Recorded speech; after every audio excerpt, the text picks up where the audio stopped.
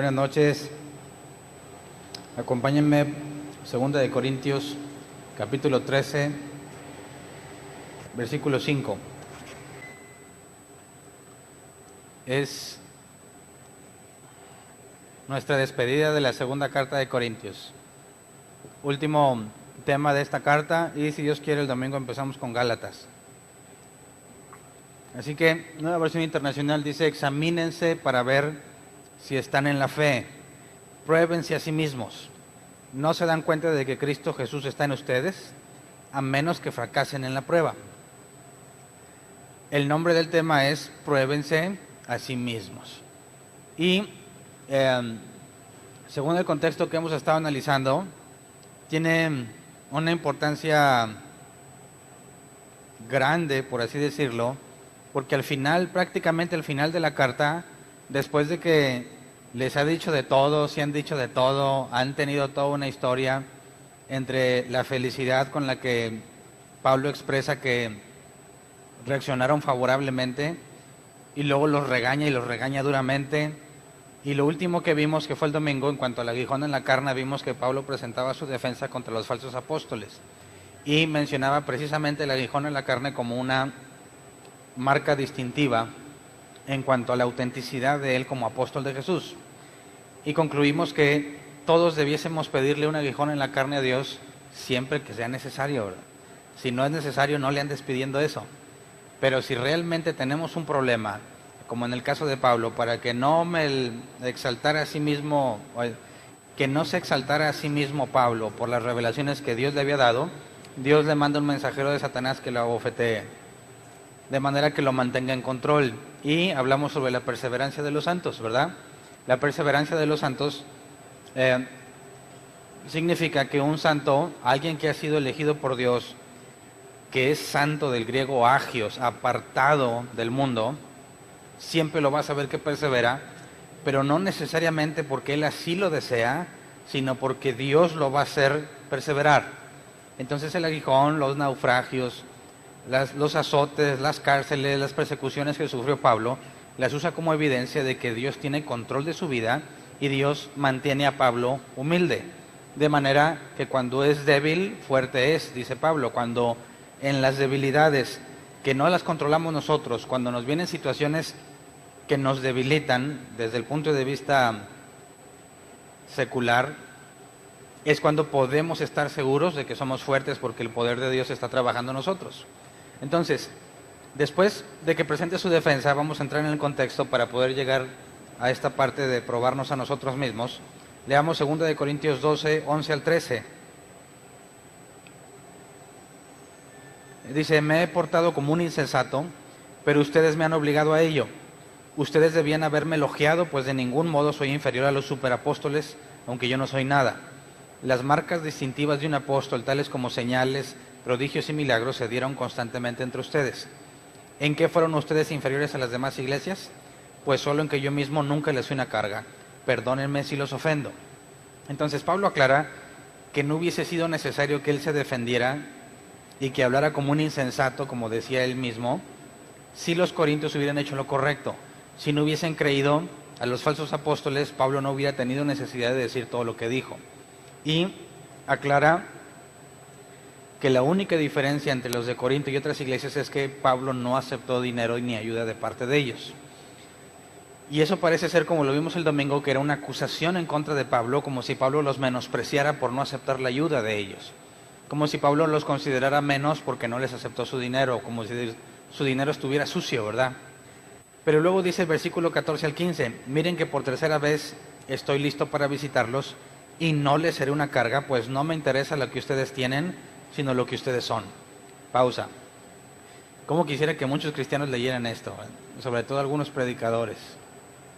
No me interesa lo que ustedes tienen, sino lo que ustedes son. Ojalá los de la prosperidad se pusieran a estudiar estos pasajes y se dieran cuenta que realmente el valor está en la persona y no en lo que la persona tiene para darle, ¿verdad? Hay una frase muy famosa, no sé si la has escuchado, que dice que la unción que honras es la unción que recibes. ¿Alguien la había escuchado? Nomás yo era perdido, ¿verdad? Alguien le aplicó, pues si no le escuchaste menos le aplicabas. Yo sí le apliqué, le intenté aplicar y no funciona.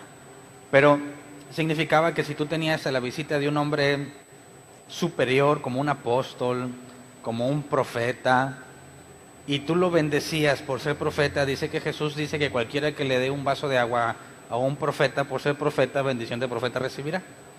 Así que lo usan como una base bíblica para decir que si tú bendices a un hombre de Dios vas a recibir bendición. Y una vez yo le pregunté a una mujer de la misma congregación donde yo estaba, que tenía cierta responsabilidad,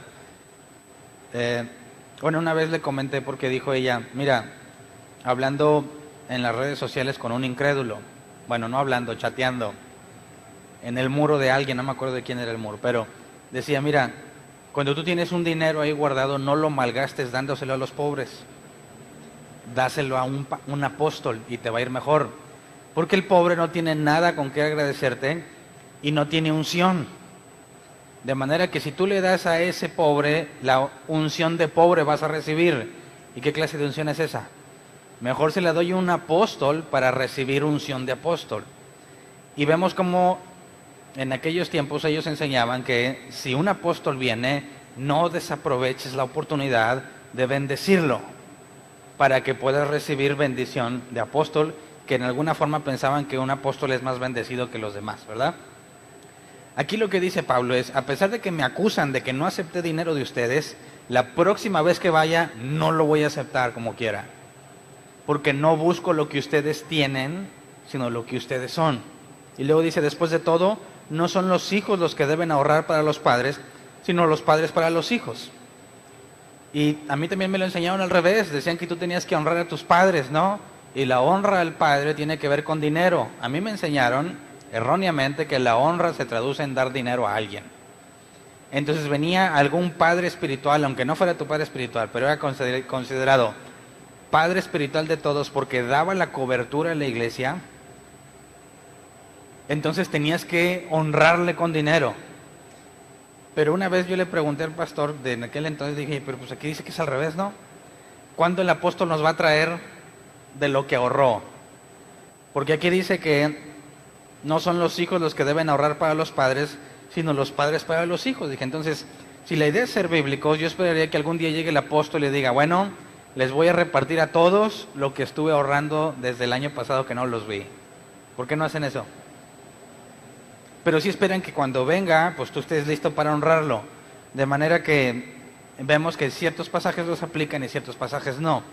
Pablo, y creo que es el ejemplo al que todos nos debemos apegar, sobre todo en el contexto del cristianismo actual, no agarres dinero bajo ninguna circunstancia.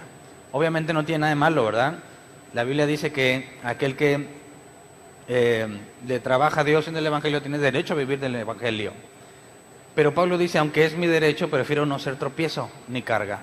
Entonces lo mejor y lo más sabio que podemos hacer, con tal de mostrar la verdad bíblica, es que no hagas nada por dinero. No agarres nada de dinero, aunque tengan una buena intención al dártelo, porque quien se entere, bajo todo el contexto de nuestro cristianismo actual, se va a malentender. Además, tienes que aclarar siempre, y lo digo por experiencia, hay personas que se acercan que quieren soltar el dinero por delante. Hernán, te quiero bendecir. Y ¿por qué? ¿Ni me conoces? ¿Por qué razón me querrías bendecir? No, pues es que yo, la unción que honras. Dices, no, compadre, ten tu dinero. Me dan ganas como decirle, como al Simón el mago le dijo Pedro, tu dinero perezca contigo. No entiendes, no es el hecho de que me des dinero lo que te va a generar bendición. Menos si ni siquiera nos conocemos, ¿verdad? Entonces, se trata de que los padres, espiritualmente hablando, aquellos que han engendrado a personas en el Evangelio, sean los que siempre tengan el objetivo de bendecirlos y no al revés. ¿Me explico? Entonces la cadena es al revés. Yo no estoy buscando a quién honrar para que me vaya bien, sino que aquel que tiene más madurez en el Evangelio, en las cosas de Dios, tiene que estar buscando constantemente la forma de bendecir, no necesariamente económicamente, tiene que buscar la forma de estar ayudando a los que están menos avanzados o a los que tienen menos madurez. Y Pablo lo dice como si se fuese un principio, ¿verdad? No son los hijos los que tratan de bendecir a los padres, sino los padres a los hijos. Así se cumple lo que está establecido. que en la iglesia todos seamos edificados hasta llegar a la estatura de Cristo, de manera que el mayor sirve al menor, es lo que dijo Jesús. ¿Me explico? Entonces, cuando tratamos de invertirlo con tal de obtener bendición, estamos haciendo algo antibíblico. Versículo 15, así que de buena gana gastaré todo lo que tengo, y hasta yo mismo me desgastaré del todo por ustedes. Si los amo al extremo, me amarán menos. Y aquí Pablo deja ver que con tal de servirles y de viajar tan lejos de ciudad a ciudad, Pablo estaba dispuesto a gastar lo que tenía. Y en eso sí tenemos que tomar ejemplo. No debiésemos escatimar recursos a la hora de predicar la verdad bíblica a alguien, de enseñarle a alguien. Están bien lejos, pues si es imposible para ellos venir, hay que hacer nuestro máximo esfuerzo por ir. ¿Me explico?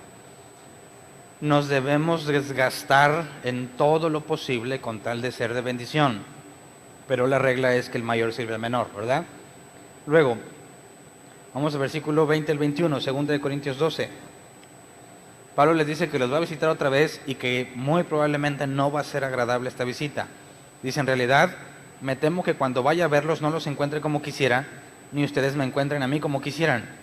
Temo que haya peleas, celos, arrebatos de ira, rivalidades, calumnias, chismes, insultos y alborotos. Temo que al volver a visitarlos, mi Dios me humille delante de ustedes y que yo tenga que llorar por muchos que han pecado desde hace algún tiempo, pero no se han arrepentido de la impureza, de la inmoralidad sexual y de los vicios a que se han entregado. Y aquí me llama la atención la parte que dice que temo que al volver a visitarlos, mi Dios me humille delante de ustedes. ¿A qué se refiere con que teme que Dios lo humille ante los corintios? Si principalmente los corintios son los que están mal, ¿verdad? Pablo ya presentó su defensa. Pablo aseguró que él no tiene nada que se le pueda acusar y sin embargo teme a que cuando llegue allá Dios lo humille delante de ellos. Tal pareciera que Pablo está reconociendo que ha hecho algo mal, ¿verdad?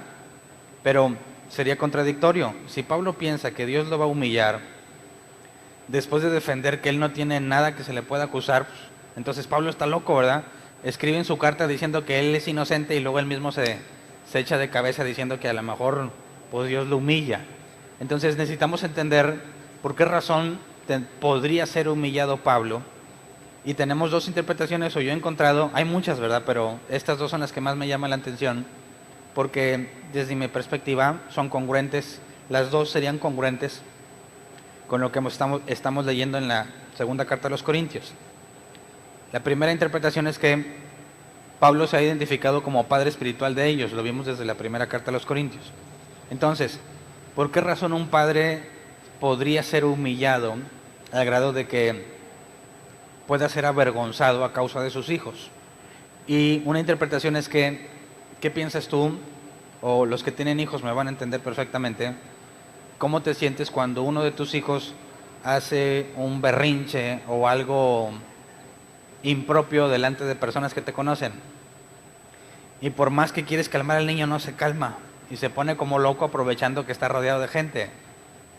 A mí nunca me ha pasado, pero he visto a otros que les pasa.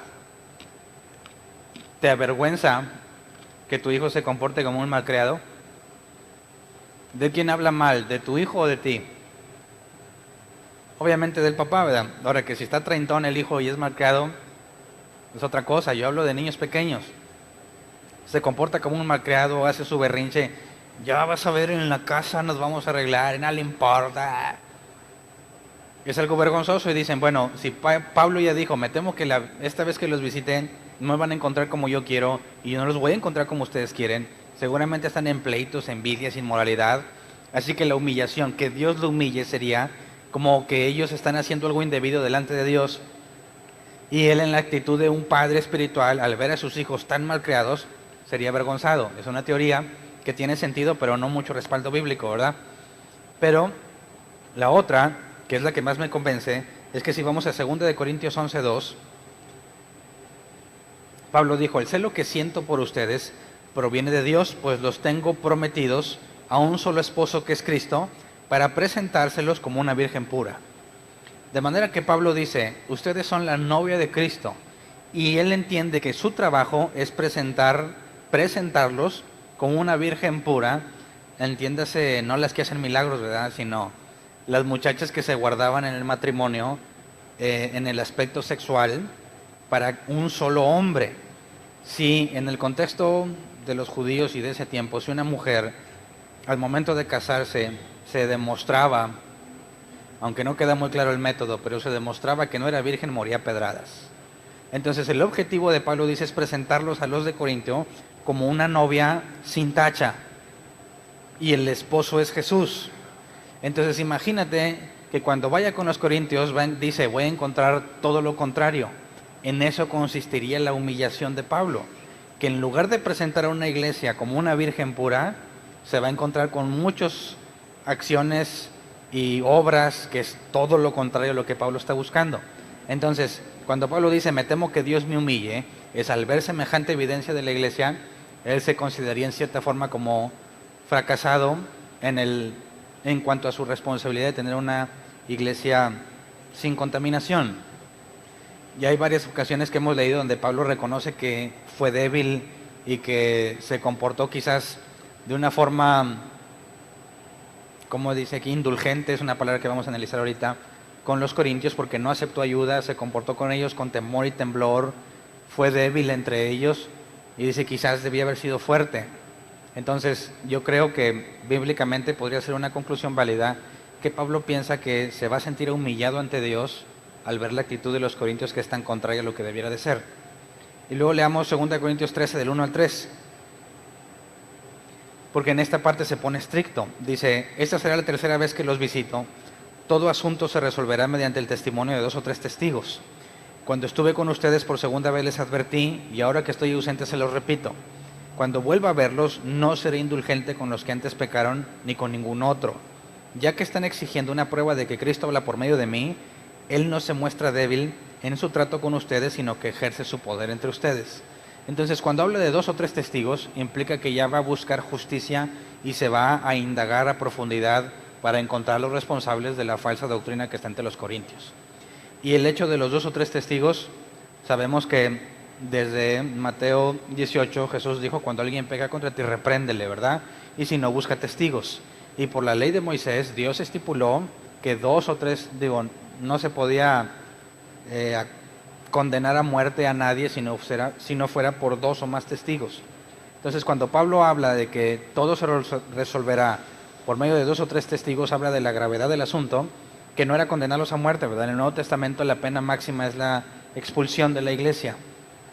Entonces, cuando dice que ahora va a ir y se va a resolver por medio de testigos, es porque está diciéndoles que va a ir a disciplinar, va a ir a ejercer la disciplina entre los que están ahí, y ya no va a ser indulgente. Y analicemos la palabra en el original. Indulgente es pheidomai, que se traduce como refrenarse, dejar pasar u omitir. Entonces Pablo está diciendo que ya no les va a dar chance, en pocas palabras. Va a ir y va a encargarse de que se resuelva todo con testigos y va a ser castigado el responsable. Y la pena máxima en estos casos, sobre todo en casos de falsa doctrina, es la expulsión. Entonces Pablo les está diciendo, voy a ir y me voy a asegurar de disciplinar a los que están provocando esto. Y eso es interesante porque lo dice justo antes del pasaje inicial. Leamos el versículo 5. Examínense para ver si están en la fe, pruébense a sí mismos. ¿No se dan cuenta de que Cristo Jesús está en ustedes? A menos que fracasen en la prueba. De manera que les está diciendo, antes de que vaya a disciplinarlos, ustedes examínense, ¿verdad? ¿No se dan cuenta de que Cristo Jesús está en ustedes? No es una afirmación, ¿verdad? No está diciéndoles, Jesús está y no te das cuenta. Es una pregunta. ¿No te puedes dar cuenta de si Jesús está contigo? Entonces, si no pasas la prueba, es porque no eres de Él. Entonces esto es muy importante que lo entendamos, porque Pablo está diciendo, antes de que yo vaya a disciplinarlos, ustedes mismos hagan esa tarea. Pónganse a prueba, y si no pasan la prueba, no son de Jesús. ¿De qué nos está hablando entonces? En pocas palabras les está diciendo, dense cuenta ustedes mismos si son elegidos de Dios, ¿verdad? No, nadie puede ser de Jesús, según la palabra de Jesús, nadie puede venir a mí si no lo trae el Padre. Y de los que el Padre me da, ninguno se perderá. La voluntad del Padre es que de los que Él me da, no pierda yo ninguno. Entonces, lo único que nos identifica como parte de Jesús es la elección soberana del Padre que nos trajo a Jesús. Entonces Pablo les dice, si ustedes no pasan la prueba al examinarse a ustedes mismos, la conclusión es que no eres de Dios, punto. Por consecuencia, vas a ser expulsado cuando vaya Pablo. Entonces, ¿cómo le hacemos para saber si realmente eres de Dios o no? ¿Es posible saberlo? Fíjate el versículo 6. Pablo dice, espero que reconozcan que nosotros no hemos fracasado. De manera que Pablo les dice, espero que ustedes se den cuenta que nosotros sí somos de veras. Que nosotros sí pasamos la prueba. ¿Cuál prueba? Entonces, es muy normal que cuando analizamos la Escritura, sobre todo el tema de la elección, nos viene una inseguridad tremenda, ¿no? Quizás a ti no, ¿verdad? Quizás tú eres bien fiel y bien justo y libre de pecado. Pero a mí sí me entra una preocupación genuina. Oye, ¿y si yo no soy? ¿Cómo puedo saber si soy? Y yo sé que no soy el único. Muchas personas se me han acercado a decir, oye, ¿cómo puedo saber si yo soy, verdad?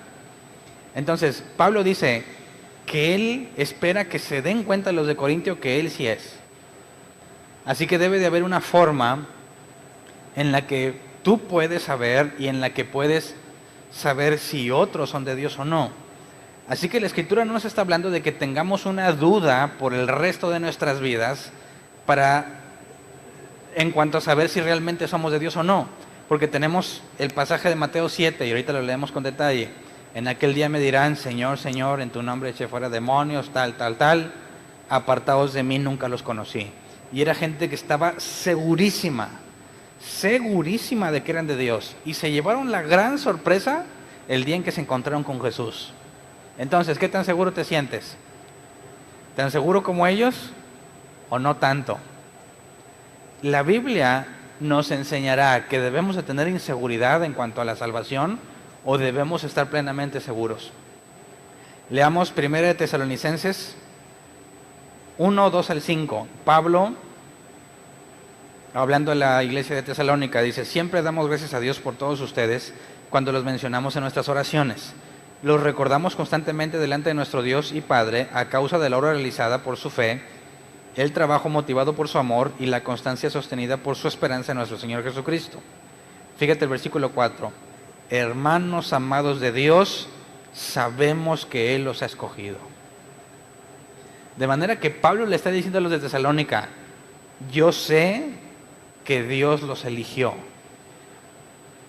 Y si esta escritura es inspirada por Dios, entonces Pablo conoce el medio, la forma de determinar si alguien realmente es de Dios o no. De manera que asegura que los de Tesalónica sí son elegidos por Dios. Cuando dice Él los ha escogido, quisiera que viéramos esa palabra. La palabra escogido es eklogé, que se traduce como elegido o escogido. Así que no hay duda. Pablo está hablando sobre la elección y que está seguro de que los de Tesalónica fueron elegidos por Dios. Que lo hace estar seguro. Luego vamos a 2 de Pedro 1, 10 al 11. 2 de Pedro 1, 10 al 11. Por lo tanto, hermanos, esfuércense más todavía por asegurarse del llamado de Dios, que fue quien los eligió. Si hacen estas cosas, no caerán jamás. Y se les abrirán en par las puertas del reino eterno de nuestro Señor y Salvador Jesucristo. De manera que aquí Pedro dice, asegúrate del llamado de Dios. Hay una forma de estar seguro entonces. Asegúrense del llamado de Dios que fue quien los eligió. Y la palabra eligió es la misma. Está hablando sobre la elección y sobre nuestra seguridad en cuanto a si somos de Dios o no. Si formamos parte de su pueblo elegido o no. Entonces tenemos que Pedro y Pablo coinciden en que hay una forma de saberlo. No debemos de vivir con la duda de si somos o no somos y decir, bueno, pues un día al final nos daremos cuenta. No, yo debo tener la seguridad propia de quién soy en Dios, pero yo no puedo tener la certeza de quién eres tú, ¿verdad? Eso es otra cosa. Lo que la Escritura nos habla es que Pablo está seguro de una persona bajo un contexto que ahorita vamos a analizar, que no puede simplemente concluir por la primera vez que la conoce, dices, a mí se me hace que tú sí eres elegido, o a mí se me hace que tú no. No lo puedes decir de forma tan a la ligera. Necesitas profundizar, de manera que a veces se vuelve difícil saber, a menos que tengamos una relación cercana, saber si tú eres de Dios o no.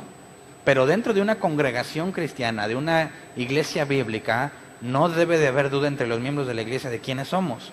Lo peor que le puede pasar a una congregación que pretende ser bíblica es no saber distinguir entre ovejas y cabras, ¿verdad? Si no puedes distinguir entre ovejas y cabras, estás bien mal, porque ni siquiera tú podrías saber de ti mismo qué eres.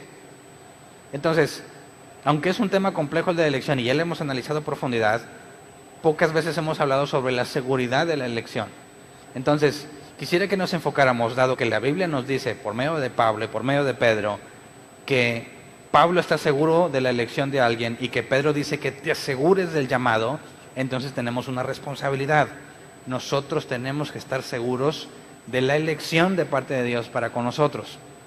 Entonces, cuando el Pablo les dice que se examinen, pruébense a sí mismos, quisiera que analizáramos el original para entender de qué les está hablando. Vamos a 2 Corintios 13:5, por favor, otra vez.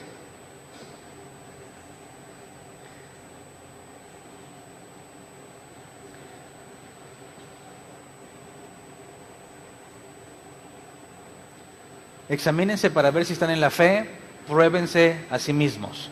La palabra examínense es peirazo, que se traduce como probar algo, juicio, y se puede traducir en sentido negativo como tentar. Alguien es tentado, lo tientas para saber qué. ¿Por qué Satanás tienta a alguien? El hecho de que Satanás te tiente implica que ya pecaste. La tentación no es pecado. Según Santiago, eres arrastrado de tu propia concupiscencia, ¿verdad? Y hasta que obras, ejecutas, entonces pecas. La tentación en sí misma no es algo malo, ¿verdad? Entonces, cuando te hablan de que seas tentado en el sentido negativo, es cuando se te hace el ofrecimiento, ¿verdad? De algo que sabes que está mal, pero tu reacción va a determinar, o tu decisión va a determinar si haces lo malo o haces lo bueno. En el sentido positivo, probar algo o juicio es determinar si algo es verdadero o si algo es falso.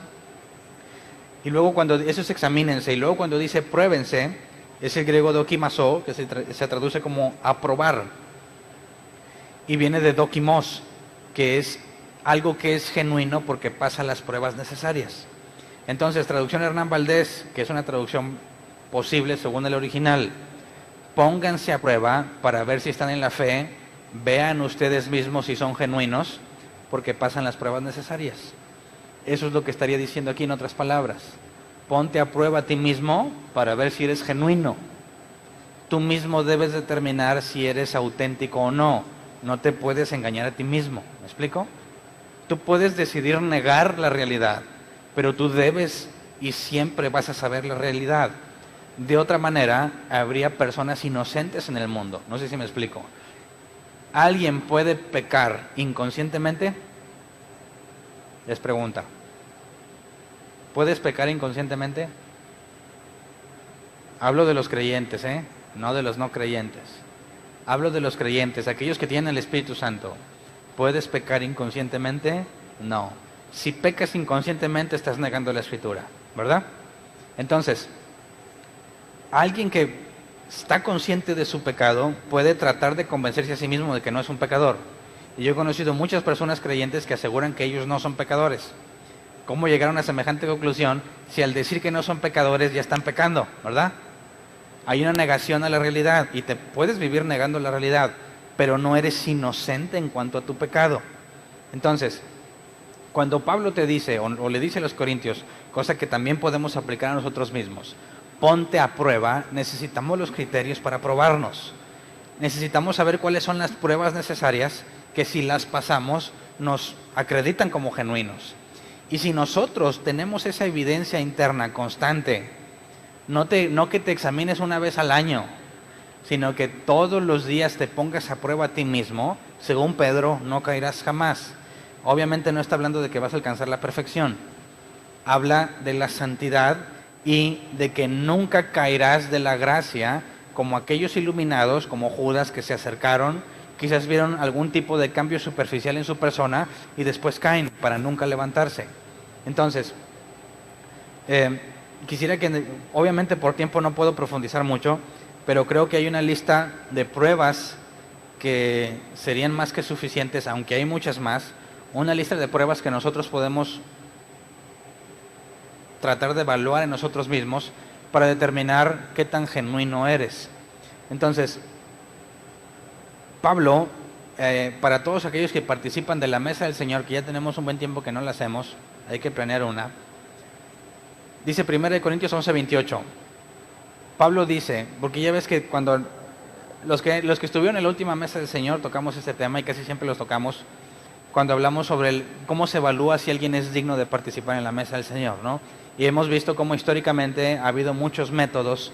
Algunos incluían irte a confesar con alguien, ibas y le contabas tu vida y él determinaba qué tan digno o indigno eras. Y si eras digno te daba una especie de moneda que tú ponías en el plato y los que pasaban a servir la comida tenían que recoger la moneda para servírtela. Persona que no tuviera la moneda significa que está haciendo trampa y que la persona que analizó su vida determinó que no era digno. Y muchísimas otras cosas más. Hay iglesias cristianas que dicen menores de 12 años no pueden, si no te bautizaste en si no te bauticé yo no puedes, y otras cosas que no tienen sustento bíblico. Entonces dice Pablo, así que cada uno debe examinarse a sí mismo antes de comer el pan y beber la copa. Y aquí la palabra examinarse es dokimazo, que viene de dokimos, genuino porque pasa las pruebas necesarias. Entonces, el hecho de que tú puedas participar o no de la mesa del Señor no es un criterio externo, sino un criterio interno, ¿verdad? Queda a tu criterio si participas o no, y si hace la advertencia, si participas indignamente, muchos están enfermos y otros ya durmieron. De manera que Dios no lo toma como algo a la ligera. Entonces, se trata de que tú cheques en ti mismo las pruebas y analicemos algunas de ellas. Número 1, confianza en Jesús.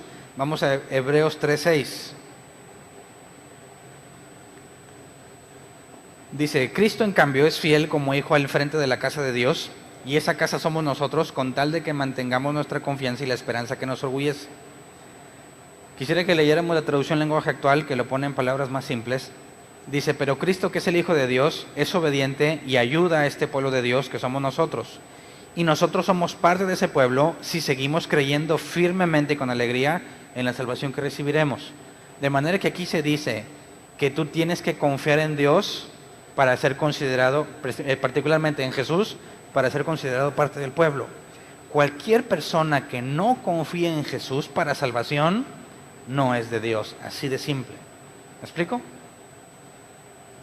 Hablemos de quienes se dicen creyentes pero no cristianos.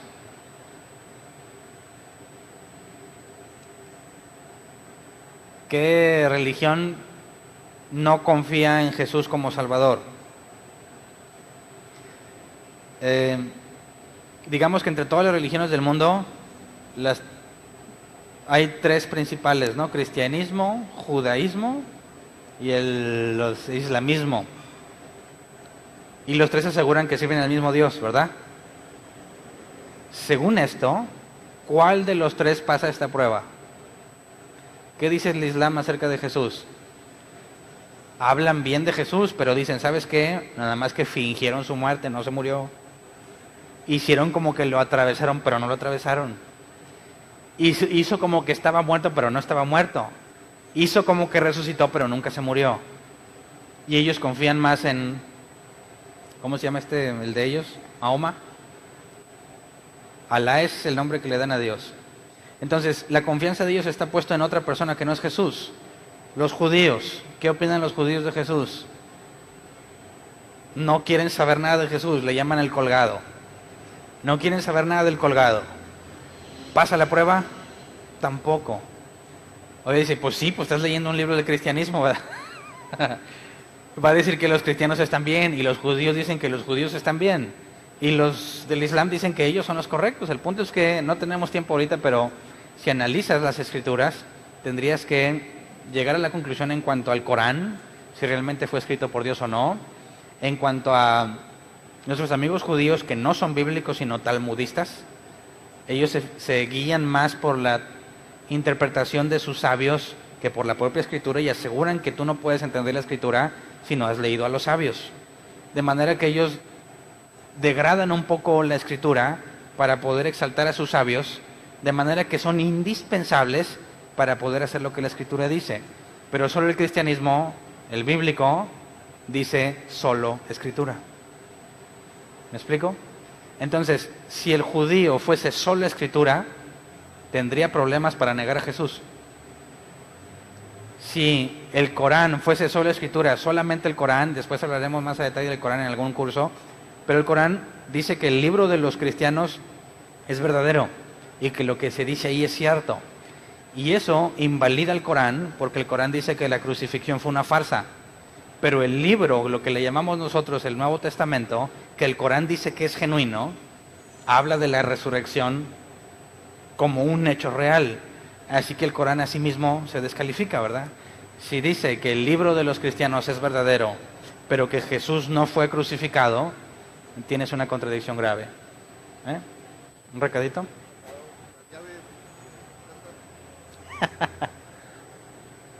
Era para mí el recadito. Ok, entonces, después analizaremos por qué podemos confiar en la Escritura, ¿verdad? Pero entre nosotros, la prueba sería simple. Si Jesús realmente es Dios y es el único mediador entre Dios y los hombres, ponerte confianza en cualquier otra cosa te descalifica. Y en nuestro contexto cultural, los marianos, los del Santo Niño de Atocha y lo que sea, dicen, yo no puedo confiar en Jesús porque está muy ocupado y necesito llegarle por medio de palancas, ¿verdad? Así que acudo a María, acudo a Judas, acudo a 1000 cosas, porque Dios, que es tan ocupado, no va a tener tiempo para ellos, y niegan la omnipotencia y la omnisciencia y la omnipresencia gravemente. Así que cualquier persona que se dice hijo de Dios tiene que tener plena confianza en Jesús, ¿verdad? Mateo 7:21. Esto implica que aún para los creyentes, aquel que dice, pues sí, yo sé que Jesús me pueda salvar, pero yo soy demasiado malo, no estás confiando en Jesús, ¿cierto? Aquel que dice, no, pues yo tengo que asegurarme de que no me pierda porque depende de mí, no está confiando en Jesús. ¿En quién está confiando? En sí mismo. Así que ellos mismos no pasan la prueba, aún aquellos que reconocen a Jesús como Dios, pero que son incapaces de confiar en Él para la salvación, no pasan la prueba porque confiamos en Jesús, en la salvación que Él nos da a pesar de nosotros, no gracias a nosotros, ¿verdad? Ok, Mateo 7:21. No todo el que me dice Señor, Señor entrará en el reino de los cielos, sino solo el que hace la voluntad de mi Padre que está en el cielo. Y eso tiene que ver con lo que analizamos el domingo. ¿Qué se requiere para que hagas la voluntad de Dios? ¿Que tengas la voluntad de hacerlo? No, ¿verdad? Porque muchas veces tendrás la voluntad de hacerlo y según Pablo en Romanos 7, lo bueno que quiero hacer, no lo hago.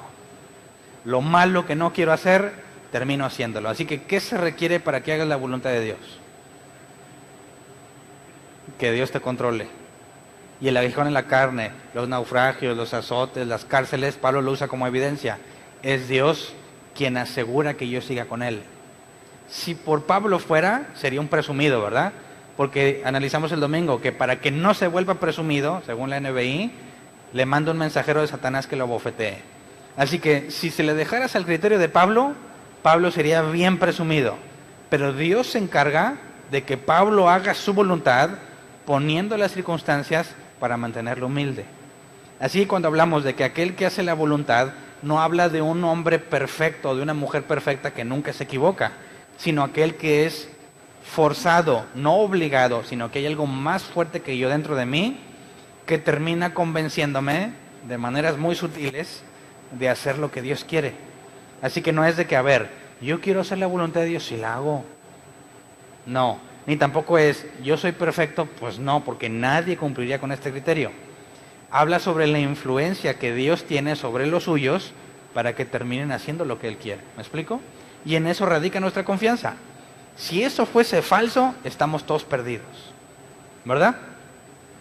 Si realmente Dios no tiene el poder para que por medio de las circunstancias llevarme por el camino correcto, David sería un mentiroso cuando dijo, Señor, endereza mi camino, ¿verdad? Nuestra confianza en Dios radica en que hacemos su voluntad y nuestras oraciones es, no hagas lo que yo quiero, sino lo que tú quieres. De manera que le suplicamos a Dios que en su misericordia nos obligue a hacer lo que Él quiere y terminamos haciendo su voluntad. ¿Me explico? ¿Qué tan bueno eres en eso? Aquí dice, no, a mi Dios nunca me ha obligado a nada. Pues te tengo muy malas noticias, ¿verdad? Aquel que dice, no, pues si yo no quiero no voy, no hago, porque yo tengo la libertad de elegir. Lee Romanos 2, por cuanto no quisiste tener en cuenta a Dios, te entregó a tus propios razonamientos.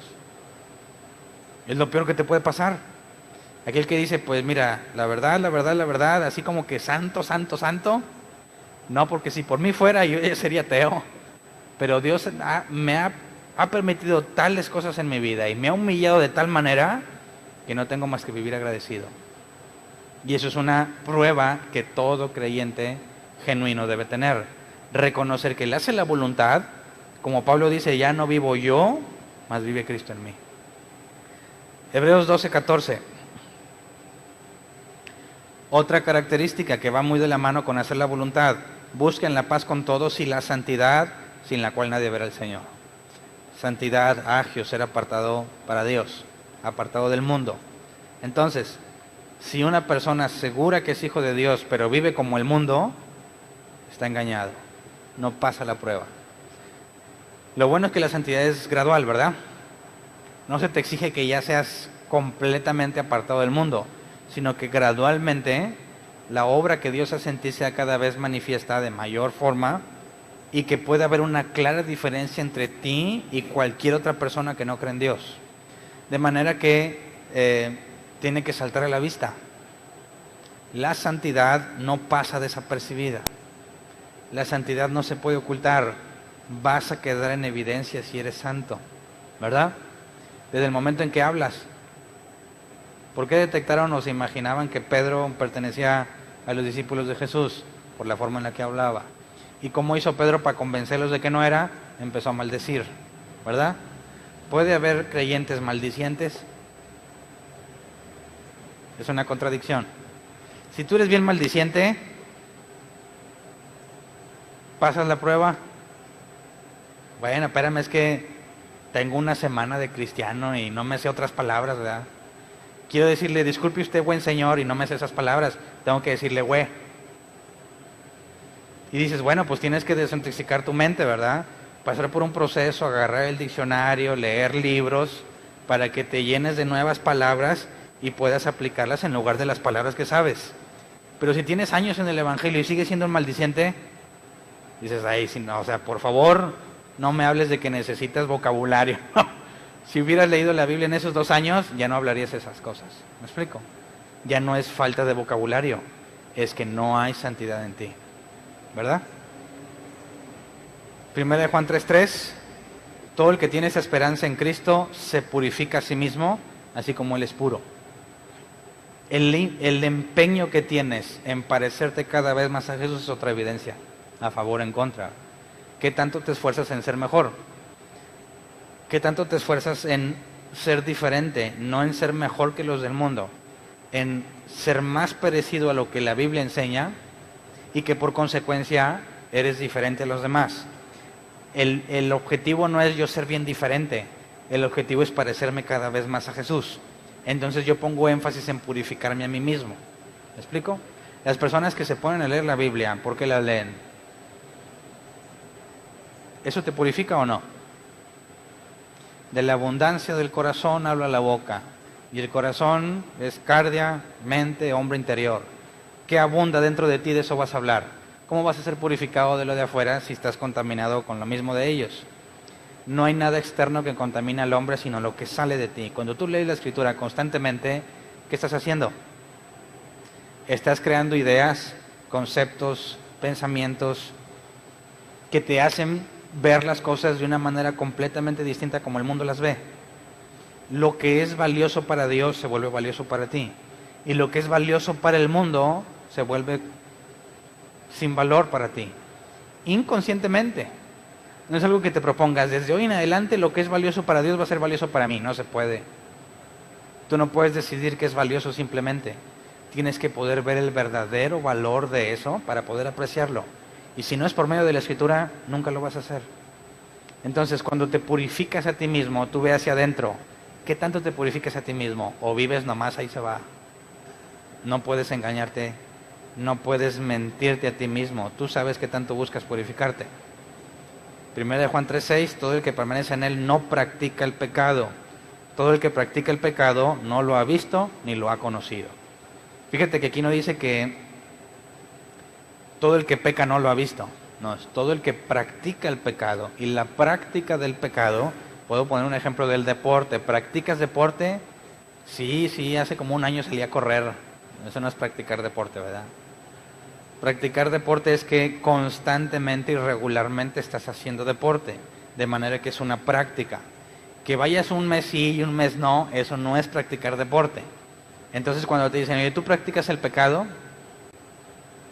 Pon el ejemplo, ¿verdad? Cometes el mismo tipo de pecado regularmente, entonces los practicas. Me equivoco mucho y puedo pecar mucho, pero de formas muy variadas, no se considera tanto una práctica, ¿verdad? Porque conforme voy aprendiendo y voy progresando en mi santidad, me voy a enfrentar con nuevos retos y con nuevos tropiezos. Pero no puedo tener los mismos tropiezos toda mi vida, porque eso ya es práctica. ¿Me explico? Entonces, la santidad no tiene que ver con la ausencia de pecado, sino con la ausencia de la práctica del pecado. Todos nos equivocamos, mínimo 3 veces al día, por ser buena gente, ¿verdad? ¿Eso te hace alguien que practica el pecado? No, si constantemente estás luchando con él y tus pecados van siendo diferentes, ¿verdad? Si dices, no, pues es que mi pecado siempre ha sido, es que soy bien envidioso y nunca se me ha quitado. Bueno, ¿pasas la prueba? No pasas la prueba. Gálatas 5, 22 y 23. Los frutos del Espíritu. En cambio, el fruto del Espíritu es amor, alegría, paz, paciencia, amabilidad, bondad, fidelidad, humildad y dominio propio. No hay ley que condene estas cosas. Yo me lo sé nada más en la versión 60. Así que tienes al menos uno, ¿verdad? Cuando habla de frutos, habla que tú no los generas. El árbol no genera cuando quiere los frutos. El árbol necesita las condiciones necesarias para generar fruto. Nosotros debemos de tener cada vez más frutos, ¿verdad? No se te pide que tengas todos de un jalón. Se trata de que gradualmente te brota cada vez más cosas de esta lista. No nada más dice, a ver, alegría, yo soy bien alegre, entonces sí tengo los frutos. No. Para que realmente tengas una alegría que proviene del Espíritu Santo, es que esa alegría no tiene relación con la cantidad de dinero que tienes o la ausencia de problemas en tu vida.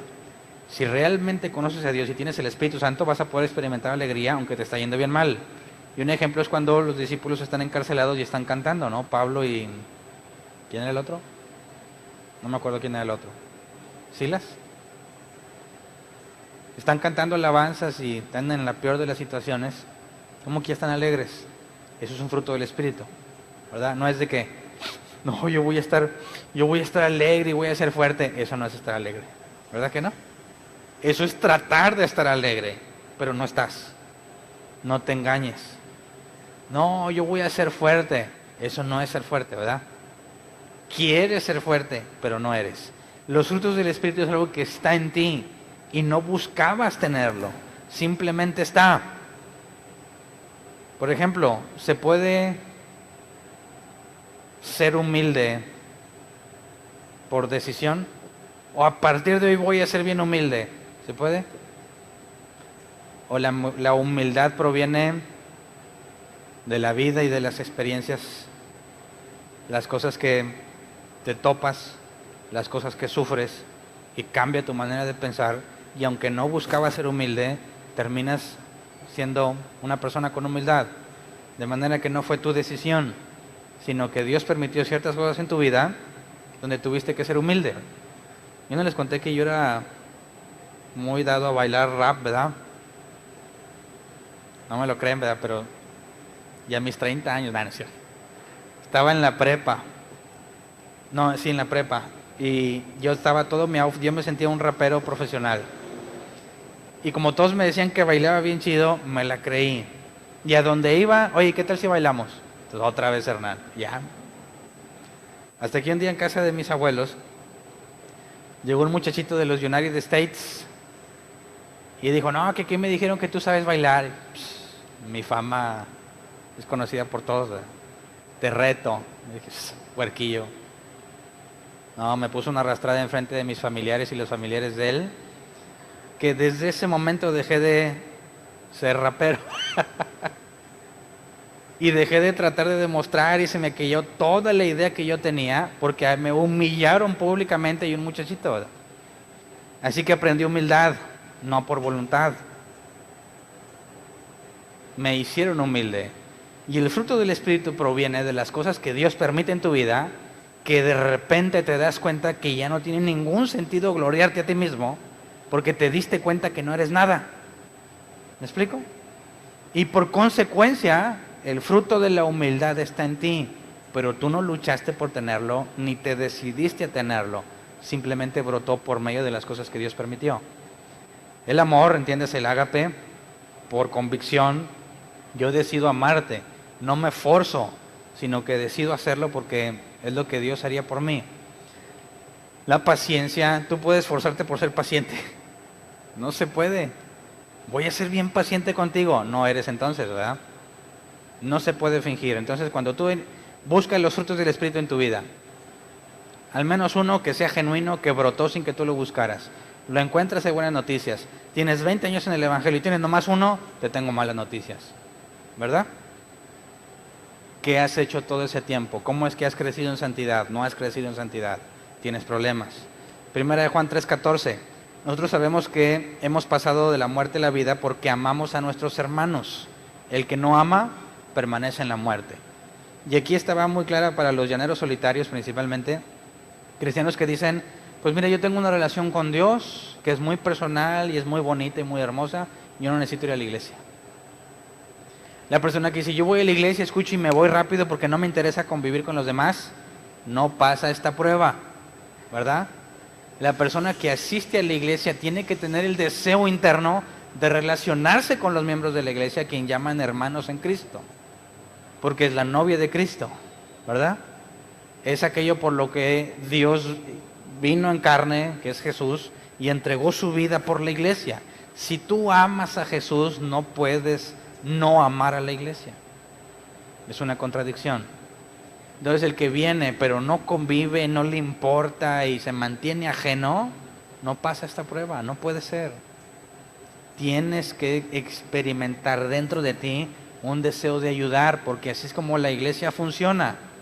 El mayor, háblese de que el que conoce más de Dios, el que ha madurado más, siempre va a servir al menor. Y si tú no estás en una congregación, nunca vas a ser servido por alguien mayor a ti y nunca vas a servir a alguien menor a ti. Por consecuencia estás reprobado. ¿Me explico?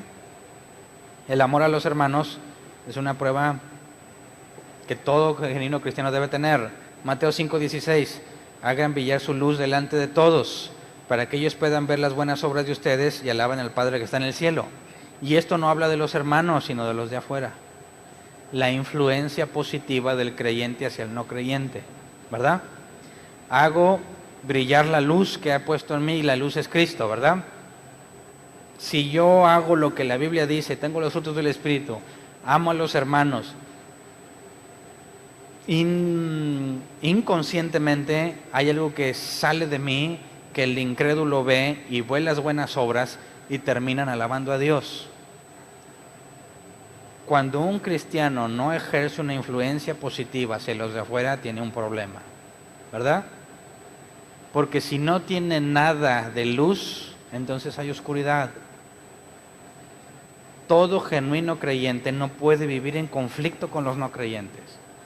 Tenemos que tolerar en el sentido de que hacen cosas no agradables, hacen cosas injustas, pero la influencia debe ser positiva. Aun cuando les hablas la verdad es una influencia positiva, aunque se enojen y te quieran matar, ¿verdad? Es una influencia positiva porque les estás diciendo la verdad. Eso no implica que todos van a estar felices contigo, ¿eh? Eso no implica que todos van a decir, oye, Hernán es cristiano, hoy sí con razón es tan lindo él, siempre me apoya. No, no va a pasar eso. La amistad con el mundo es enemistad con Dios. A lo que esto refiere es que yo no tengo por qué estar rebajándolos, ¿verdad? Ustedes son unos hijos del diablo y esto y lo otro. Eso no es una influencia positiva. La propia Escritura dice que nosotros estamos para juzgar a los de adentro, no para juzgar a los de afuera. A los de afuera los juzgará Dios. A los de adentro también Dios al final de los tiempos, pero entre nosotros es la tarea de juzgarnos. Entonces la influencia positiva, cuando brilla tu luz y ven tus obras, van a alabar al Padre. Es cuando dice que haciéndole bien a tu enemigo acumulas ascuas sobre su cabeza. Le va a repatear que tú lo trates bien cuando él te trata mal, pero lo va a llevar a reconocer que realmente hay un Dios. ¿Me explico? Entonces, si tú te jactas de que solo te juntas con cristianos y no convives con mundanos, no pasas la prueba, ¿verdad? Yo no me junto con los mundanos, yo nomás con la iglesia de Cristo. Tacha. ¿En qué momento vas a hacer testimonio? ¿En qué momento vas a hacer luz en la oscuridad? ¿Verdad? No se puede. Primera de Juan 4:2. En esto pueden discernir quién tiene el Espíritu de Dios. Todo profeta que reconoce que Jesucristo ha venido en cuerpo humano es de Dios. Y aquí se asume que Jesús es Dios y que vino en cuerpo humano. Y aquí tienen problemas los testigos de Jehová, aquí tienen problemas los mormones, aquí tienen problemas los judíos y aquí tienen problemas los del Islam. Cualquiera que diga, sí, Jesús vino pero no era Dios, no pasa esta prueba. Para poder decir que Jesús es Dios y vino en carne, tienes que reconocer la Trinidad, porque tienes al Padre y al Hijo. Y si el Hijo es Dios y el Padre también, a fuerza tienes que entender la Trinidad. Y cualquier persona que niegue la Trinidad no pasa esta prueba. ¿Me explico? Entonces, los trinitarios, los que aseguran que Padre, Hijo y Espíritu Santo son tres personas, pero uno, son los que pueden decir que Jesús es Dios. Cualquiera que diga que la Trinidad no existe, no puede reconocer a Jesús como Dios. Y todo el que no reconoce a Jesús como Dios, queda reprobado. Lo dice claramente, en esto se puede discernir quién tiene el Espíritu de Dios. El que reconoce que Dios se hizo carne. Entonces, Romanos 8:15 al 16, y ustedes no recibieron un espíritu que de nuevo los esclavice al miedo, sino el espíritu que los adopta como hijos y les permite clamar, Abba, Padre. El Espíritu mismo le asegura a nuestro espíritu que somos hijos de Dios. Internamente tú estás seguro, pero no nada más, no es una seguridad intelectual. Lo mismo leímos en Mateo 7, ¿verdad? Señor, Señor, en tu nombre echamos fuera demonios. Estaban bien seguros intelectualmente. El Espíritu mismo le asegura a nuestro espíritu que somos hijos de Dios, no es algo intelectual, es algo interno y profundo. Es lo que te motiva a acercarte a Dios a pesar de que pecaste. Es lo que te motiva a seguir orando a pesar de que tu vida no es lo que tú quieres. Porque dentro de ti algo te lleva a Dios, aunque sabes que no lo mereces. ¿Me explico?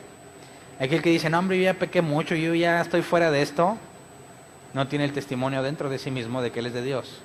No hay nada que lo lleve a humillarse nuevamente. ¿Me explico? Aquel que tiene testimonio dentro de sí mismo, no importa que hagas algo muy desagradable, podrás estar enojado un tiempo, pero se te tiene que pasar y vas a terminar humillado porque dentro de ti algo te dice que necesitas volver a Dios. ¿Me explico? Entonces, no lo puedes confundir ni lo debes confundir con la sensación de arrepentimiento. El remordimiento por lo que hiciste no es testimonio de que el Espíritu Santo está en ti. Muchas personas les remuerde la conciencia y no son hijos de Dios. Leamos Mateo 7, 21 al 23. No todo el que me dice Señor, Señor entrará en el reino de los cielos, sino solo el que hace la voluntad de mi Padre que está en el cielo. Muchos me dirán en aquel día, Señor, Señor, ¿no profetizamos en tu nombre y en tu nombre expulsamos demonios e hicimos muchos milagros? Entonces les diré claramente, jamás los conocí, aléjense de mí, hacedores de maldad. Hicieron muchas cosas buenas, pero las obras de ellos eran malas. Intelectualmente están seguros de que son hijos de Dios. En la práctica están reprobados. ¿Cómo haces para que alguien que sabe que no tiene las obras que Dios demanda se convenza a sí mismo de que es un hijo de Dios? Confunde el remordimiento con arrepentimiento. Oye, ¿sabes qué? No, sabes que sí, ya me sentí mal por lo que hice. pero pues yo sé que ya Dios me perdonó. Y ya, sigue con su vida. ¿Dios perdona porque te sientes mal? Claro que no. Si dice, por sus frutos los conoceréis, ¿cómo sabes que Dios ya te perdonó? A ver, si tú eres un creyente bíblico, ¿en qué momento sabes que ya fuiste perdonado? Es una pregunta capciosa, así que piénsale bien. Muchos dicen, Dios me perdonó desde antes de la creación del mundo, ¿verdad? Él ya me había perdonado todo. Entonces, si ahorita estoy en pecado y lo que sea, yo estoy perdonado. ¿Sí? Dices, bueno, quizás no desde antes, cuando Jesús vino y murió, ahora sí ya, todos perdonados. Perdonó los pecados, incluso los futuros. Así que no importa lo que hagas, tú ya estás perdonado. ¿No se acuerdan que hace poquito analizamos que todos debemos acercarnos a pedirle perdón a Dios constantemente? ¿Por qué? Si ya pagó todo, ¿no, Jesús? ¿Cómo sabes que fuiste perdonado? Y esto un cristiano debe de entenderlo. Romanos 2 dice que por cuanto no estimaron tener en cuenta a Dios, los entregó a su propio razonamiento, ¿verdad? Ellos hacen lo que creen que es correcto y Dios los deja. Y van bien seguros de que están bien, ¿verdad? Pero no se pueden dar cuenta de que están mal porque Dios no interfiere más en sus vidas. ¿Cómo diferencias a ese de un genuino? ¿Cómo lo diferencias? ¿Cómo le podrías decir a alguien, mira, tú cabes en la categoría esta? Haces muchas cosas en la iglesia, pero eres un hacedor de maldad. Así que una cosa es la decisión intelectual y la conclusión a la que tú llegas, y la otra es lo que tu vida demuestra. Y para que un creyente sea reconocido como auténtico, necesita las dos. No puedes separar la seguridad intelectual por lo que lees en la Escritura con la práctica. Entonces, todo aquel que peca y conoce la Escritura, podría pasar por su mente la idea de que, ¿y qué tal si Dios ya me entregó a mis propios razonamientos? ¿Verdad? Quizá yo digo, ya Dios ya me perdonó, perdóname Señor, ya no lo voy a volver a hacer, y sigo con mi vida como si nada. ¿Cómo sabes que no eres uno de esos que Dios ya entregó a sus razonamientos? ¿Qué es lo que terminas haciendo a fin de cuentas? Eso es lo que hace la diferencia. El aguijón en la carne de Pablo. Yo soy presumido, imagínate, y presumido, y bueno, ya, perdóname Dios, ya no voy a ser presumido. Y vuelvo a hacer. Oye, perdóname Dios, ya, y vuelvo a hacer, y vuelvo a hacer, y vuelvo a hacer. ¿Por qué Dios nunca te mandó un aguijón para que no seas? Dios, al que ama, disciplina. Y la disciplina trae corrección. De manera que no puedes ser un presumido toda la vida, ¿verdad? Si realmente eres hijo de Dios, se te va a quitar en un momento. Se te va a quitar lo presumido porque Dios te va a mandar una especie de aguijón, ¿verdad? Dios se va a encargar de que cambies porque la tarea de salvar a los elegidos es de Él. Quien sigue haciendo lo mismo una y otra vez podrá concluir intelectualmente que Dios ya lo perdonó, pero en la práctica, no tiene evidencia de perdón. ¿Me explico? Necesitamos ver hacia nosotros y ver, ¿este problema realmente ha sido dominado o lo he tenido toda la vida? ¿Qué tanto Dios me transformó en esta área de mi vida? ¿Es un área que nunca he tocado Dios? Eso es algo muy grave. Porque ¿qué clase de padre deja sin corrección a su hijo? No un padre justo, no un padre amoroso. Entonces el cristiano tendría que darse cuenta que a pesar de que tiene la mala intención de volver a hacerlo, no puede. ¿Me explico? Que dice, sí lo voy a hacer, pero a la mera hora, por gracia y misericordia no lo haces. Y reconoces, algo más fuerte que yo está en mí. Yo tenía toda la intención, estuve a punto, pero Dios no lo permitió. Y eso no te va a pasar todas las veces que tratas de pecar. Eso te lleva a reconocer que Dios te está guiando y que puedes confiar en Él. Y te encuentras con que realmente está tratando con tu vida y realmente estás avanzando en las cosas de Dios. Porque si tú nada más haces lo que tú crees y te detienes cuando tú crees y no hay nadie que te esté marcando un alto, entonces Dios no está actuando en tu vida. La tendencia natural de todo ser humano es hacer lo malo, ¿verdad? Entonces, ¿qué tan seguro te sientes? Cuando Pablo les dice, pruébense a sí mismos antes de que vaya a disciplinarlos, ¿qué debieron de haber pensado los corintios? Si entienden lo que Pablo dijo, tuvieron que decir, 1 de Juan 2:4, el que afirma lo conozco, pero no obedece sus mandamientos, es un mentiroso y no tiene la verdad. Esa es la conclusión a la que va a llegar alguien cuando se examine y se da cuenta que a fin de cuentas no hace lo correcto. Soy un mentiroso, pero no lo aceptamos, ¿verdad? Y esos que se presentarán, Señor, Señor, en tu nombre, son unos mentirosos, porque saben perfectamente que son hacedores de maldad, pero se mienten a sí mismos. Por último, 2 Corintios 13:10, dice, por eso les escribo, todo esto en mi ausencia, para que cuando vaya no tenga que ser severo en el uso de mi autoridad, la cual el Señor me ha dado para edificación y no para destrucción. Obviamente nosotros no estamos esperando a que venga alguien a disciplinarnos, ¿verdad? El mensaje de Pablo es, no esperes a que yo vaya a disciplinarte. Tú haz ese examen en ti mismo y corrige lo que tenga que corregirse. Si está fuera de tu control, humíllate ante Dios y clama misericordia antes de que venga el día de llamar cuentas, ¿verdad? No estamos esperando que venga un humano a disciplinarnos, pero tú no sabes cuándo vas a morir, ¿verdad? Ni cuándo Jesús va a venir. Entonces no te puedes dar el lujo de vivir como si eso no fuera a pasar. En la parábola del siervo malvado, dice que comía y bebía y todo lo que decía, al cabo mi Señor tardará en venir, ¿verdad? Y dime si no pensamos así muchos cristianos. Hombre, al cabo que todavía no. Mañana me arrepiento. Lo voy a disfrutar ahorita y luego ya mañana me arrepiento. Necio, ¿no sabes? Otra parábola, necio, ¿no sabes que hoy vinieron a pedir tu alma? Entonces, pruébense a sí mismos, examínense a sí mismos, es lo que todo creyente debe de hacer todos los días de su vida. Buscar en sí mismo la evidencia para poder tener la certeza de decir, yo sé que me espera la corona de gloria. Pablo lo dice, ¿y cómo lo sabe? Naufragios, cárceles, hay el aguijón en la carne, azotes. Todo eso no lo planeaba Pablo y lo tiene en su vida para mantenerlo bajo control. ¿Cuál es la conclusión lógica? Voy a llegar a donde Dios dijo, porque Él me guarda.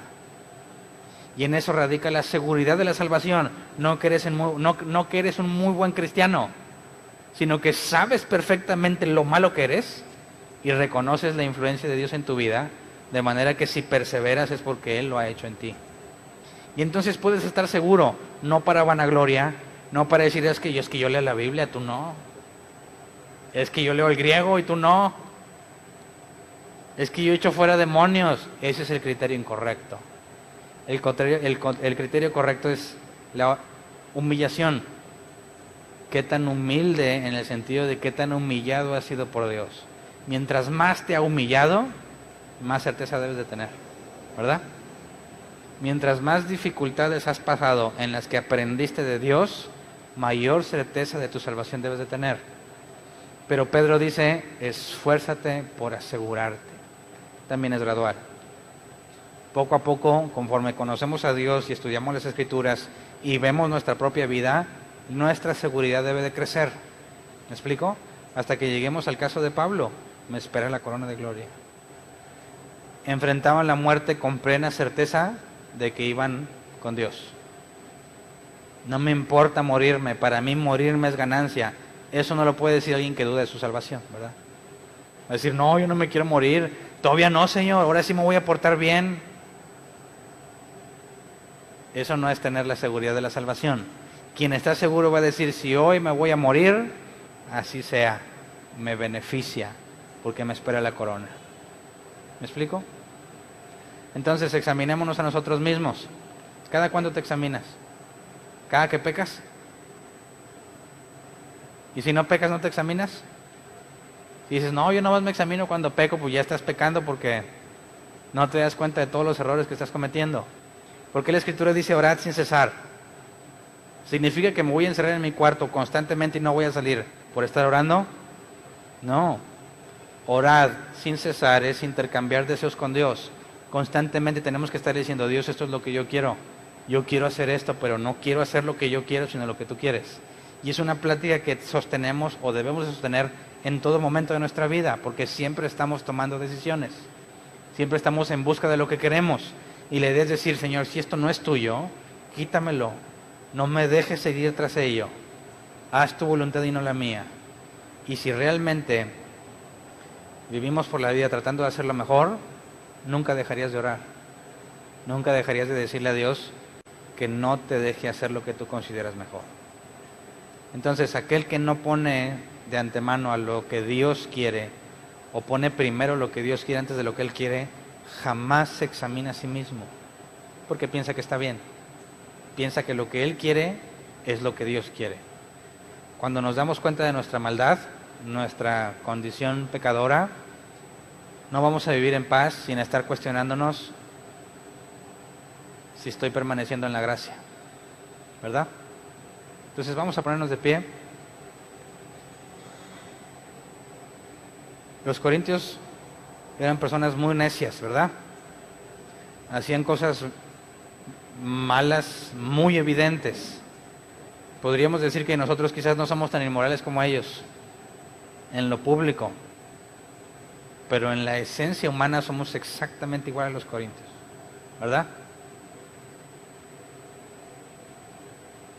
La idea de probarnos tiene que estar siempre en nuestras vidas, y aun cuando veamos Tesalonicenses que le dice que estás seguro de su elección, eso no implica que te puedes decir, bueno, yo ya soy salvo y me relajo, porque cada día debes de esforzarte por mantenerte en esa seguridad. Así que pidámosle a Dios algo con sabiduría, que nunca nos lleve a la seguridad que tenían los de Mateo 7, que esa seguridad nunca sea la nuestra, que nunca juzguemos que porque entendemos la Escritura significa que estamos bien. Entender la Escritura y estar bien son dos cosas muy distintas, ¿verdad? Pidámosle a Dios que si en un momento nos sentimos plenamente seguros sin tener la evidencia en la práctica, que por amor nos discipline. ¿Cómo ve? Vamos a orar. Señor, queremos alcanzar lo que la Escritura dice. Queremos poder decir de nosotros mismos que pasamos la prueba y poder decir como Pablo dijo, espero que ustedes también vean que nosotros pasamos la prueba. Que podamos vivir de tal forma que dudemos tanto de nosotros mismos que tengamos que cuestionar todo lo que hacemos. En el buen sentido del cuestionamiento, en decir, Señor, yo sé que mis deseos en continuo son malos, así que pon tus deseos en mí, de manera que yo pueda ver que lo que estoy buscando es lo que tú quieres. Concédenos que tu Espíritu Santo nos guíe y que nos encontremos a nosotros mismos haciendo lo que te agrada a pesar de que nosotros no lo estábamos buscando. Quizás a pesar de que lo hicimos de mala gana, pero que nos veamos a nosotros mismos forzados a hacer lo que tu voluntad requiere. Que podamos ver el fruto, Señor, de lo que haces a través de nosotros en la vida de otras personas. Que podamos tener evidencia de nuestro amor hacia los hermanos en Cristo. Que podamos tener evidencia de los frutos del Espíritu. Que podamos tener evidencia de que, así como Pablo nos obliga a permanecer fieles, que podamos tener la evidencia de que tu Espíritu Santo nos guía, pero no para vanagloriarnos, sino para poder servir con plena confianza, sabiendo que nos espera la corona de gloria. Señor, pedimos en tu misericordia que cuando llegue el día de nuestra muerte, podamos enfrentarlo con la certeza de la salvación. Podamos enfrentar nuestra muerte sabiendo que es ganancia. No permitas que en el día en que seamos llamados, en el día en que nuestras almas sean pedidas, tengamos dudas o nos mostremos cobardes por la duda, en lugar de estar dispuestos a dar nuestras vidas por la seguridad que tenemos en ti.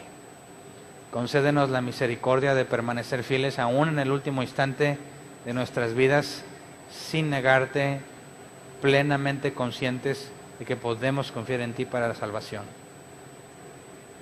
Enséñanos a ser útiles para ayudar a aquellos que no están seguros a alcanzar la seguridad que la Biblia demanda que tengamos.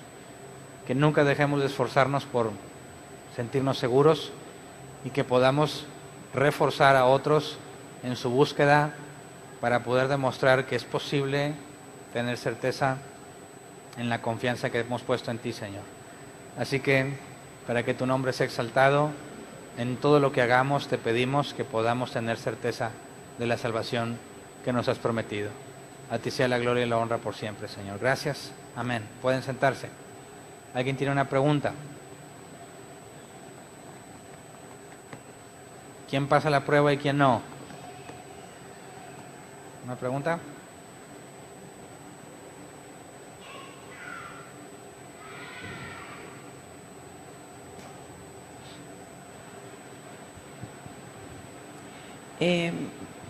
Entonces, el entender la Escritura no es una prueba de que tenemos el Espíritu Santo. Necesitamos también lo demás. Depende, ¿a qué le llamas entender? ¿A un pasaje o toda la Escritura? Pues de que progresivamente vamos entendiendo. Imagínate que tú encuentras a alguien que no es creyente y le explicas lo que significa la fe, de manera que cuando lees pues la fe, la certeza de lo que se espera y la convicción de lo que no se ve, y lo puede comprender, ¿significa que tiene el Espíritu Santo? No, me refiero a nosotros, los que nos creemos cristianos. Entonces, yo te preguntaría, ¿cómo llegas a ese entendimiento? Porque el Espíritu Santo me está guiando y me está haciendo que entienda. Ok, pero el aspecto intelectual de entender lo que significa una porción de la Escritura, ¿revela que tienes el Espíritu Santo? No, es cuando nos empieza a hacer clic y vamos haciendo relaciones con toda la Escritura. El aspecto intelectual es un factor. Tú puedes decir, toda persona que tiene el Espíritu Santo va a comprender la Escritura. Pero no todo el que comprende algo de la Escritura tiene el Espíritu Santo. De manera que si yo te preguntara por algo que comprendiste de la Escritura, que lo armonices en toda la Escritura. Hay muchas personas que aseguran que entienden un pasaje. Cuando tratas de comparar lo que este libro dice y la conclusión tuya con lo que el resto de la Biblia dice, ya no cuadra. Y tú estabas bien seguro que lo habías comprendido. Así que el hecho de que tú crees que entiendes algo, no significa que tienes el Espíritu Santo. El hecho de que tú entiendas algo y ese algo te cambia la forma de vivir, eso es evidencia del Espíritu Santo. De manera que el entendimiento no lo puedes desligar de las obras. Si realmente entendiste y es consistente en toda la Escritura, va a haber un cambio en ti. Y ese cambio en mí repercute en obras. Así que el entendimiento que viene del Espíritu Santo me cambia. El entendimiento que tú puedas tener de alguna parte de la Escritura se queda en tu mente simplemente si no tienes al Espíritu Santo. ¿Sí me explico?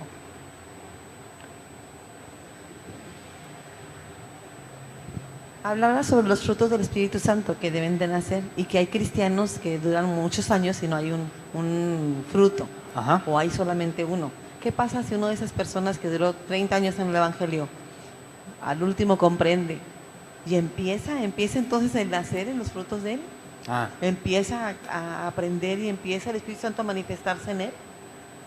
Mi conclusión es que todo el tiempo en que nunca avanzó no era cristiano.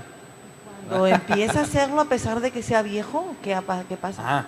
Eso es una posibilidad. Digo, ¿qué onda con el Saulo de Tarso, verdad? Tiene que haber una conversión. Pero todo ese tiempo que pensó que era cristiano se estaba mintiendo a sí mismo. ¿Me explico? Sí. Si Jesús hubiese venido antes de que entendiera, tendrías evidencia de que no era de Dios. Si él primero fue transformado por medio de la renovación de su entendimiento y luego es llamado porque muere o porque Jesús viene, entiendes que fue elegido por Dios. Pero todo el tiempo que él pensaba que era cristiano y fracasaba al ponerle a prueba, se estaba engañando a sí mismo. ¿Me explico? ¿Sí? Otra pregunta. Entonces, tú eres salvo por la regeneración, por el cambio que Dios hace en ti.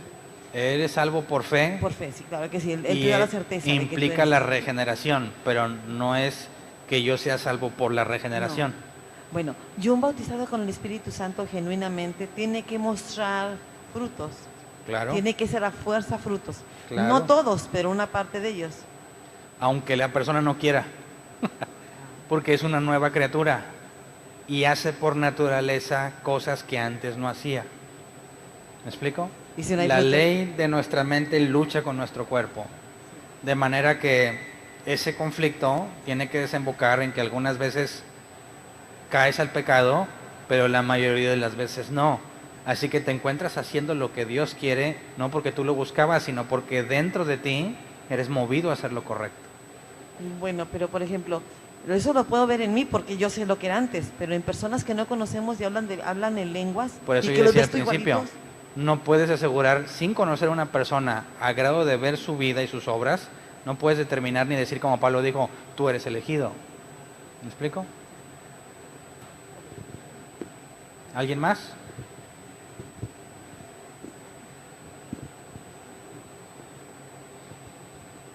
Sí. Yo tengo duda, como que entré en un conflicto, no me queda muy claro, porque hablas de la elección de Dios. Elección. Ajá. Entonces acabo de anotar yo 7 pasos, así lo resumí en 7 pasos de cómo probarnos a nosotros mismos si somos elegidos o no. Y mi pregunta es, estos 7 pasos, que los voy a mencionar así rápidamente, le puse confianza en Jesús, busca la santidad, esforzarse en ser más parecido a Dios, no practicar el pecado, busca los frutos del Espíritu, relacionarse. Tiene los frutos del Espíritu. Bueno, tiene los frutos del Espíritu, relacionarse con miembros de la iglesia, ser influencia positiva hacia los de afuera y reconocer que Jesús es Dios. Bueno, más que relacionarse con los miembros es amar a los hermanos. Ok, y todos estos 7 que resumí, ¿no dependen de mí entonces? Es la consecuencia de si eres hijo de Dios. No es algo que dices, bueno, de aquí en adelante me voy a proponer hacerlo. Podrás algún tiempo mantenerte y luego fracasarás. Quien es hijo de Dios termina haciendo lo que la Escritura dice. Porque reconoce, como Pablo, ya no vivo yo, mas vive Cristo en mí. De manera que si tú hicieras las cosas buenas simplemente porque así lo deseaste, el mérito ¿de quién es? Mío. Y la Biblia dice que no nos salvamos por obras, sino por gracia. Es algo que se nos regala inmerecidamente. Entonces entendemos que nuestra salvación, a pesar de que terminamos haciendo cosas buenas en algunas ocasiones, no es eso lo que determina que soy, no es eso lo que hizo que Dios me eligiera o que me salve, sino que esa es la consecuencia de la elección de Dios en mi vida. Así que alguien que es de Dios, indudablemente e inevitablemente va a tener esas evidencias. Bueno, ¿y qué pasa si estas 7 evidencias, por ejemplo, yo no encuentro esas 7 evidencias en mi vida? Entonces yo me puedo agüitar y decir, no, pues no soy elegido, entonces si no depende de mí, pues yo ya no voy a la iglesia. ¿Te entristecería? Claro. Hay tristeza que viene de Dios y viene del mundo. La tristeza que viene de Dios, ¿qué va a provocar en ti? Para mí, desde mi punto de vista, va a lograr en mí que yo busque más de Dios. Según la Escritura, provoca arrepentimiento. Y la que viene del mundo, destrucción. Pasa muy seguido. Vienen las personas, escuchan un mensaje y dicen, entonces yo no soy elegido. Ya no quiero saber nada y se van. Y el otro dice, no soy elegido. ¿Cómo no? Señor, ¿por qué no me elegiste? Elígeme, Señor. Los dos se entristecen, pero la reacción es diferente. Aquel que se da cuenta que no pasa las pruebas, va a pasar una de dos cosas. Se va o persevera. Y la perseverancia es señal de ¿qué? De que eres hijo de Dios. Entonces, hay un predicador que se llama Paul Washer, ¿lo conoces? Bueno, él comentó que una vez, al terminar una de sus exposiciones, se acercó un muchacho y le dijo, ¿cómo sé que soy salvo? Mira, pues ora, si le habla sobre las pruebas, dice, pues sí, pero como quiera no estoy seguro. Y dice, bueno, te voy a dar permiso que por el día de hoy te vayas a un bar de mala muerte para hombres y vayas a ver mujeres bailar en las mesas y yo te doy permiso, eres libre para hacerlo. No, ¿por qué? Ve, hombre, no le voy a decir a nadie, no te va a pasar nada, no te voy a quemar, simplemente ve y hazlo, te doy permiso. No, ¿por qué no? Porque está mal. ¿Por qué está mal? Porque no le agrada a Dios. No importa, te doy permiso. Y el chavo se niega y se niega y se niega. Y le dice, ¿qué es lo que te hace un hijo de Dios? ¿Cómo sabes que realmente perteneces a Él? Que si te abren las puertas para que peques libremente, aunque lo puedes hacer libremente, hay algo que te dice que no debes de hacerlo. Y no lo vas a hacer. Y esa es la mayor de las pruebas cuando no tienes la certeza de que puedes pasar las pruebas. ¿Cómo vas a reaccionar cuando te des cuenta que no estás al nivel? Te vas al mundo, dejas en evidencia que no eres. Te esfuerzas y le pides a Dios misericordia, te estás dando la evidencia de que eres de Él, por la perseverancia. O sea, en resumidas cuentas, si yo realmente no tengo los 7, digo, algunos sí, pero no todos.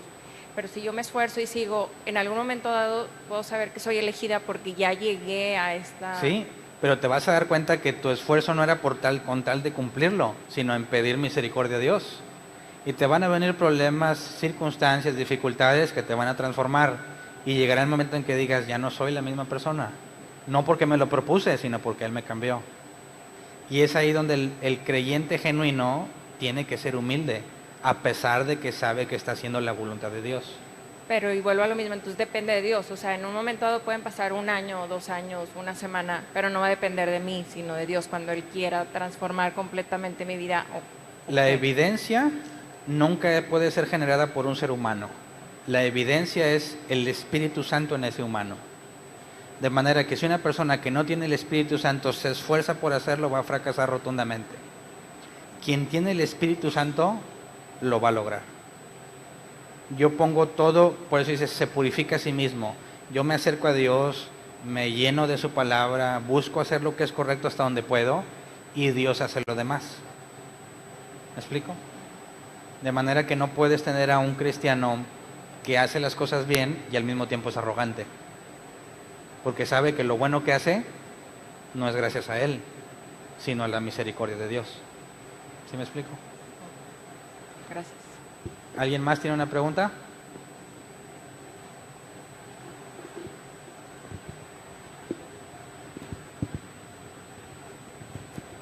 Bueno, entonces, ¿cómo nos llamamos?